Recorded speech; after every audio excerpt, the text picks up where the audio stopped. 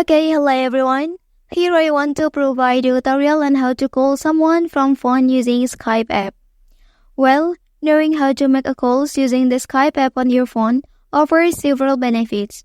It allows you to make international calls at lower rate, especially useful for staying in touch with friends or family abroad.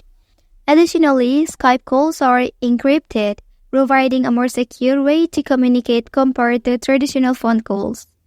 So let's go to the tutorial. Okay, first thing first, enter to the Skype app.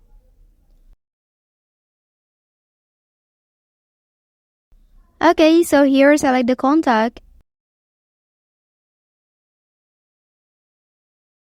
And then find out this icon and tap on it. Okay, when your friend is online, so you will be connected with them. Well, that's the tutorial on how to call someone from phone using Skype app. If you are helped by this video, don't forget to like and subscribe to get all the information from this channel. Thank you.